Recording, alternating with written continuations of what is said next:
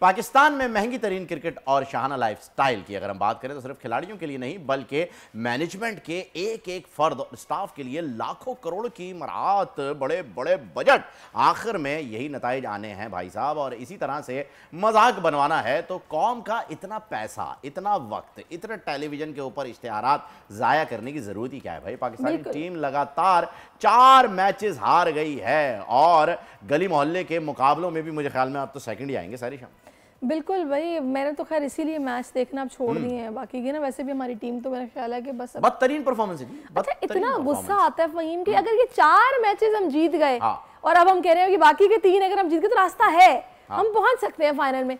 पाकिस्तान की बदतरीन परफॉर्मेंस का जिम्मा कोई लेने को तैयार नहीं। अलबत्ता ज़का अशरफ साहब ने एक चार्जशीट निकाली है, क्या उन्होंने इल्जाम लगाए आप भी देखिए, वजाहत भी करके गए वो इल्जाम का, वो तो बता गए कि जी मैं तो कुछ हुई नहीं, मैं हुई नहीं। ज़का अशरफ साहब ने जो है जी बरी जिम्मा हो गए हर चीज से, बल्कि इंजी भाई को भी कर दिया और कह रहे हैं कि जी इसमें इंजी का कोई हाथ नहीं था। पहले से ही टीम हमें पहले से पर्चा आया हुआ था कि जी ये पढ़ दीजिएगा भाईजान, ये मतलब टीम सेलेक्ट कर रहे हैं आप, आपके चीफ सिलेक्टर वहां मौजूद हैं, आप ये किस किस्म की बात कर रहे हैं? आपको खुद भी पता है सर। बिल्कुल, हमारे जो नुमाइंदा खुसूसी है ना, उनके पास अंदर की खबरें भी होती हैं, अंदर की खबरें लेते हैं। बिल्कुल। एजाज वसीम बाकरी इस वक्त में ज्वाइन कर चुके हैं और वो भारत में ही मौजूद रहे मैचेस में कि दिल बर्दाश्ता होकर वापस तो नहीं आ गए एजाज?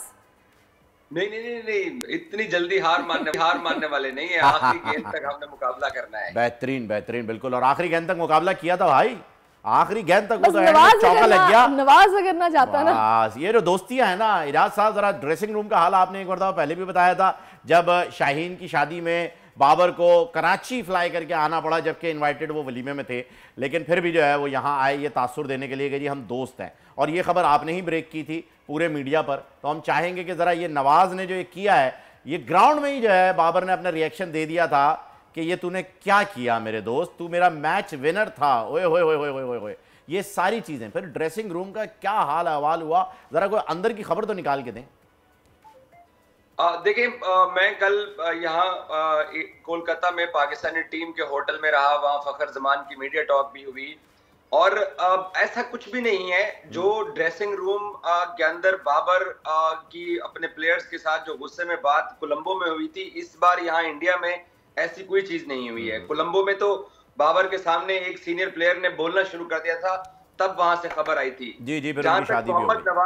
जहां तक मोहम्मद नवाज ने वो जो आखिरी गेंद फेंका साउथ अफ्रीका के खिलाफ, देखिए वो बॉलर से गलती हो जाती है और हमें इतना मार्जिन तो देना चाहिए। हालांकि बाबर ने बिल्कुल ऑफ साइड की फील्ड लगाई हुई थी। अच्छा, वैसे जान उससे पहले जो हारिस की बॉल थी ना, जिसपे डिसीजन के लिए एम्पायर के पास फैसला गया था, आई थिंक सो वो आउट था और अगर वो दे देता तो शायद हम ये मैच जीत भी जाते।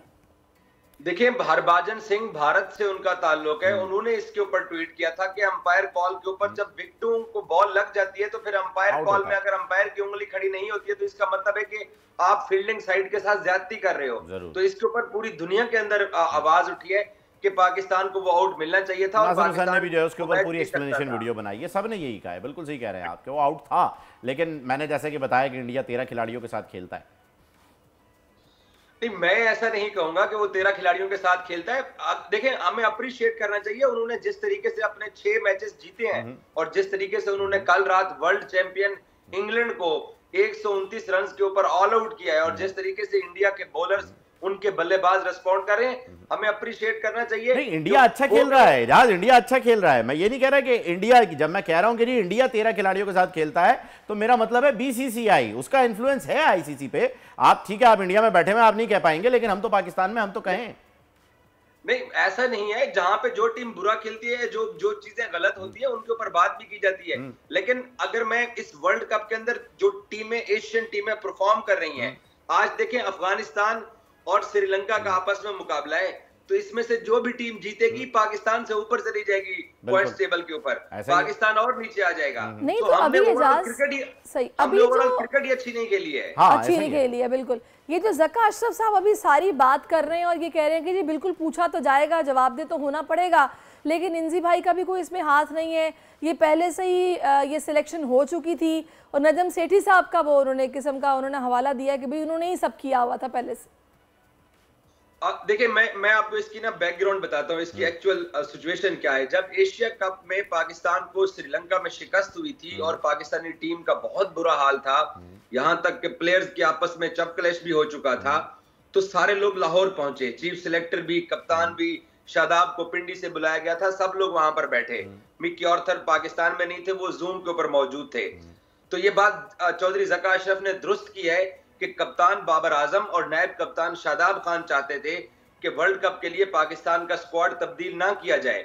मुझे अच्छी तरह याद है कि मैं कैंडी में मौजूद था और पाकिस्तान ने अभी कोलंबो का ट्रेवल करना था, तो मैंने बोल न्यूज के ऊपर पाकिस्तान के 15 रुकनी प्लेयर्स का ऐलान कर दिया था। मेरे पास क्योंकि खबर थी, अभी सरकारी तौर पर नाम नहीं आए थे, उसमें मैंने अब्दुल्ला शफीक, सऊद की भी डाली थी और राना फहीम अशरफ को टीम से ड्रॉप करने की, ये मैंने स्टोरी ब्रेक की थी। हम सबको पता था कौन सी टीम जाने वाली है। तो ज़का अशरफ ये बात दुरुस्त कर रहे हैं कि बाबर आजम ने ही इन प्लेयर्स को कैरी करने का फैसला किया कि मुझे इन्हीं के साथ जाना चाहिए। और एक और चीज है, पाकिस्तान क्रिकेट बोर्ड के ये जो मौजूदा बोर्ड बैठा हुआ है, ज़का अशरफ 2 महीने के लिए आए हुए हैं और इंजमाम उल हक भी अभी आए हैं। तो ये कप्तान बाबर आजम अपनी मर्जी से टीम लेके आए हैं, इसमें क्रिकेट बोर्ड का या चीफ सिलेक्टर का मैं तस्लीम करता हूं कि कोई किरदार नहीं है, क्योंकि मैं एक स्पोर्ट्स जर्नलिस्ट हूं कि मैं कोई टीम का कप्तान तो नहीं था। तो मैं एशिया कप में मैंने यही 15 रुकनी टीम दे दी थी। नहीं, बिल्कुल आपने ब्रेक किया था, ये हमें अच्छी तरीके से याद है। आपने ये खबर हमें दी थी एशिया कप के दौरान ही, आपने हमें ये खबर दी थी कि ये 15 लोग होंगे जो कि सिलेक्ट हो चुके हैं, इनकी अनाउंसमेंट बाद में होगी। बाबर आजम की टीम, बाबर आजम की टीम है, ठीक है, लेकिन पीसीबी का चेयरमैन बैठा हुआ है, भले 2 दिन के लिए बैठा हुआ है लेकिन चेयरमैन है। चीफ सिलेक्टर अगर हायर किया गया है, भले 1 घंटे के लिए आया है लेकिन वो चीफ सिलेक्टर है। आप ये कह रहे हैं कि जी ना सेंट्रल कॉन्ट्रैक्ट्स हुए हैं खिलाड़ियों के, ना 5 महीने से तनख्वाहें मिली हुई हैं उनको, उसके बावजूद पीसीबी के चेयरमैन की कोई वैल्यू नहीं है, पीसीबी के चीफ सिलेक्टर की कोई वैल्यू नहीं है। और फिर अगर कोई वैल्यू नहीं है इनकी, तो फिर हफीज किस बात के ऊपर बोर्ड छोड़ के गए? ये खबर भी होगी आपके पास। मोहम्मद हफीज इसी वर्ल्ड कप के स्क्वाड की मीटिंग में नाराज होके गए थे। वो चाहते थे कि तब्दीलियां हों टीम के अंदर, और ज़का अशरफ और जो इंजमाम उल हक थे, उन्होंने बाबर आजम को रिस्पेक्ट देने के लिए मोहम्मद हफीज की तजावीज नहीं मांगी थी। मोहम्मद हफीज चाह रहे थे कि इमाद वसीम को टीम के अंदर शामिल होना चाहिए। मोहम्मद हफीज और कुछ तब्दीलियां टीम के अंदर चाह रहे थे। मोहम्मद हफीज शायद ये भी चाह रहे थे कि इब्रार जो है उनको रिजर्व में रखने की बजाय उनको आप मेन स्क्वाड के अंदर रखिए। लेकिन क्योंकि कप्तान बाबर आजम को ये पाकिस्तान क्रिकेट बोर्ड ने ये चांस देना ही देना था कि उनकी मर्जी की टीम जानी थी, तो इसमें हफीज पाकिस्तान क्रिकेट के सर्कल से बाहर बैठ के अगर अपने मर्जी के प्लेयर देते, अब क्योंकि सारी रिस्पॉन्सिबिलिटी बाबर के ऊपर आती है। मैं अभी भी कह रहा हूँ कि चीफ सिलेक्टर और चेयरमैन से ज्यादा, क्योंकि मेरे जैसे जर्नलिस्ट के पास ये पहले 15 रुकनी टीम थी, तो वो टीम तो वही आपकी बात बिल्कुल ठीक है। अब आप ये देखिए कि ज़का अशरफ साहब ने खुद ही आके वीडियो में बोल दिया कि भाई आंसरेबल तो होना पड़ेगा, ठीक है, जो कुछ हुआ उसकी जिम्मेदारी बाबर पर आती है और नजम सेठी साहब ने पहले से सब कुछ डिसाइड किया हुआ था। लेकिन अब ये परफॉर्मेंस हमने देख ली है। वैसे तो आपने कहा कि आप दिलबर्दाश्ता भी नहीं है और आप अभी आखिरी गेंद तक लड़ने वाले हैं। हालात आप क्या बनते देख रहे हैं, और अगर आगे बाबर को कप्तानी छोड़नी पड़ती है तो फिर कौन है पाइपलाइन में, किसको रखेंगे फिर आगे? सैरिश, मेरा नहीं ख्याल कि बाबर आजम को पाकिस्तान क्रिकेट बोर्ड कप्तानी से हटाने जा रहे हैं, और खबर भी यही है कि बाबर आजम को कप्तानी से हटाने जा रहे हैं। तो सरफराज से जो मुलाकातें हो रही हैं वो सही नहीं है, यानी आप ये कह रहे हैं वो सरफराज से मुलाकातों का इससे कोई ताल्लुक नहीं है कप्तानी से? सरफराज से मुतालिक, सरफराज पाकिस्तान क्रिकेट बोर्ड का एम्प्लॉई है, शाहनवाज धानी पाकिस्तान क्रिकेट बोर्ड के एम्प्लॉई है। सरफराज पाकिस्तान के सबसे बड़े डोमेस्टिक क्रिकेट सीजन कैद आजम ट्रॉफी का विनर कैप्टन है और साबका कप्तान है। ज़का अशरफ के साथ मिले हैं, लेकिन उनको कप्तानी देने के हवाले से ऐसी कोई खबर नहीं है। मैं आपको ये अपने मुसद्दिका ज़राए से बता रहा हूँ कि पाकिस्तान क्रिकेट टीम ने इस वर्ल्ड कप की कैंपेन अपनी खत्म करनी है 11 नवंबर को। खिलाड़ी 15 दिन के लिए पाकिस्तान जाएंगे। 3 या 4 दिसंबर को पाकिस्तान क्रिकेट टीम ने ऑस्ट्रेलिया चले जाना है, जहां 3 टेस्ट मैचेस हैं, तो बाबर ही कप्तान होंगे। और फिर हमने न्यूजीलैंड में जनवरी में 5 ठीक है, ये आगे पूरा स्केड्यूल है, बाबर ही कप्तान होंगे। मेरी बात सुनिए, कोशिश जरूर की जा रही है, लॉबी जरूर की जा रही है, लेकिन उसके पीछे एक प्रॉब्लम है। अगर आप बाबर को कप्तानी से हटाते हैं, व्हाइट बॉल की कप्तानी से, तो एक तबका बैठा हुआ है, वो कहते हैं जी शाहीन शाह अफरीदी 2 पीएसएल जीत चुका है, शाहीन को कप्तान बनाइए। तो आप उस शादाब का क्या करेंगे जिसको आपने 4 साल से नायब कप्तान बना के तैयार करने की कोशिश की है? आप उस रिजवान का क्या करेंगे जो बाबर के बाद जो दूसरा शायद ऐसा टीम के अंदर मेंबर नजर आता है। वैसे एजाज शादाब के बारे में तो मैंने सोशल मीडिया पर कुछ लोगों से के व्यूज ये भी सुने हैं कि इसने झूठ बोला है, ये बहाना बना रहे इंजरी का, ऐसा कुछ भी नहीं है, परफॉर्म नहीं कर पा रहे और आड़ में जनाब ये इंजरी की इस तरह की बातें कर रहे हैं। तो जब परफॉर्मेंस उनकी नहीं है तो फिर आप कैसे उनकी उनका नाम रख रहे हैं? अगर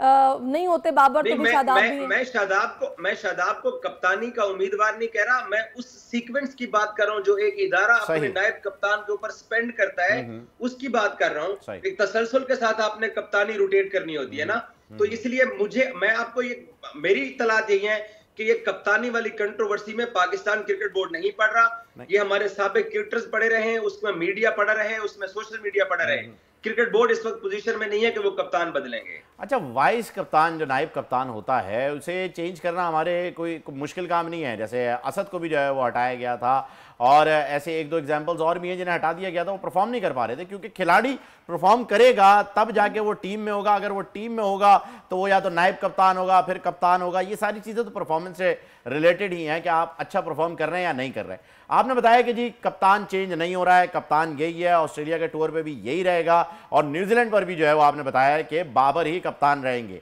ये फैसला आपके पास एक बड़ी खबर, एक बड़ा नाम घूम रहा है इस वक्त सोशल मीडिया पे भी, मार्केट में भी, ये मुर्शिद की जानिब से खबर आई हुई है, और अगर है तो ये मुर्शिद है कौन? नहीं, मुर्शिद की तरफ से नहीं है, मैं उन सर्कमस्टांसेस की बात आपको बता रहा हूं। एक और चीज देखिए ना, 5 नवंबर को पाकिस्तान क्रिकेट बोर्ड की मैनेजमेंट कमेटी के सरबराह ज़का अशरफ साहब का निगरान वजीर आजम पाकिस्तान अनवार उल हक काकड़ साहब ने फैसला करना है कि 5 नवंबर को क्या 6 नवंबर को ज़का साहब चेयरमैन होंगे या नहीं होंगे। पहले तो ज़का साहब की जॉब सेव होनी है। पाकिस्तान ने आखिरी मैच खेलना है 11 नवंबर को इंग्लैंड के साथ इस वर्ल्ड कप के अंदर। तो उन हालात के अंदर मुझे ये दिखाई दे रहा है कि कप्तान तब्दील होने नहीं जा रहा, और अगर कप्तान तब्दील करेंगे तो ये बदकिस्मती से पाकिस्तान सुपर लीग की जो फ्रेंचाइजेस के जो कुछ लोग पीछे बैठ के डोरियां हिला रहे हैं, सोशल मीडिया पे कैंपेन चलवा रहे हैं, और उसमें पाकिस्तान क्रिकेट बोर्ड के मौजूदा जो अफसरान हैं उनका भी उसमें कसूर है कि वो देखें ये कितनी बड़ी ज्यादती है कि बाबर आजम का स्क्रीन शॉट गुज़श्ता रात से टीवी चैनल्स के ऊपर चल रहा है और वो अपने चेयरमैन ने खुद ही दिखाया है ना, वो तो चेयरमैन साहब ने खुद ही शो किया है। वही बाबर आजम मैसेज कर रहे हैं चीफ ऑपरेटिंग ऑफिसर को कि सलमान भाई मेरी चेयरमैन के साथ कोई मुलाकात नहीं हुई है। और वो लीक हो गए तो मीडिया के ऊपर चल रहा है। तो पाकिस्तान क्रिकेट बोर्ड को भी अपने प्लेयर्स को ऐसे डिसरिस्पेक्ट नहीं करना चाहिए। England world champion, double world champion होना चाहिए था। बिल्कुल सही कह रहे हैं एजाज। लेकिन एजाज साहब फिर मुझे ये बताइएगा कि आप भारत में मौजूद हैं, यहाँ पर बात सारी परफॉर्मेंस पर आकर रुकी हुई है कि उस पर क्वेश्चन मार्क लग रहे हैं, तभी ये सारी कंट्रोवर्सीज भी क्रिएट हो रही हैं, बहस भी हो रही है। आप कैसे एक्सपेक्टेशन रख रहे हैं कि अगले 3 मैचेस में जनाब कुछ ऐसी कारकर्दगी हो जाएगी कि सारे दाग ही धुल जाएंगे? देखिए, ये जो बाबर आजम अपनी मर्जी की टीम सिलेक्ट करके ले आए हैं, इसको चेयरमैन भी ये कह रहा है, अब इसमें से जो परफॉर्मर नहीं है उनको जाना पड़ेगा। और जो शादाब खान नायब कप्तानी के पीछे छुप के एक अरसा टीम के अंदर खेलते रहे, क्योंकि एशिया के अंदर ट्रेंड ही नहीं है कि अगर आपका नायब कप्तान नहीं परफॉर्म कर रहा तो उसको हम निकालते ही नहीं है। तो अब इन सारे प्लेयर्स को घर वापस जाना पड़ेगा जिन की परफॉर्मेंस नहीं हुई है इस वर्ल्ड कप के अंदर, क्योंकि एशिया कप में भी इनकी परफॉर्मेंस नहीं हुई थी। उसके बावजूद पीसीबी ने बाबर को यही टीम ले जाने की इजाजत दी थी जो यहाँ आके परफॉर्म नहीं कर सकी है। एक तो प्लेयर्स चेंज होंगे, इसमें कोई शक वाली बात नहीं है।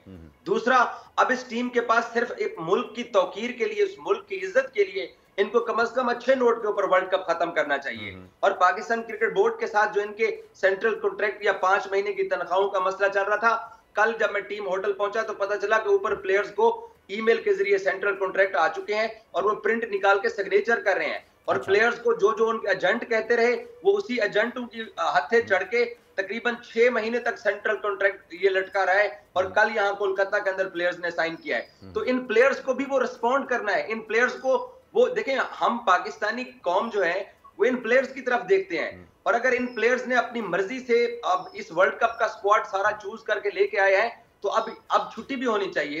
इसमें कोई दो राय नहीं है। चलिए देखते हैं एजाज क्या सूरत हाल बनती है और आगे चलकर क्या होता है। मतलब मैं कल के मैच को, ये जो लास्ट मैच हुआ है, इसको लेके वहीं इतनी मैं को पॉजिटिव थी क्योंकि मैंने कुछ ज्योतिषी या फिर जैसे आगा बहिश्ती साहब से हमारी बात हुई थी, उन्होंने कहा था कि आप लिख के रख लें जनाब कि अगला मैच पाकिस्तान जीतेगा और ये जो ट्रॉफी है ये आ रही है। हमने लिख के रख लिया था, लेकिन वो मैच हम जीत नहीं पाए, आखिरी बॉल पे लग गया। चौका। खैर, thank you so much Ejaz, आप हमारे साथ थे और बड़ी ज़बरदस्त खबर आपने ये भी दे दी है हमें।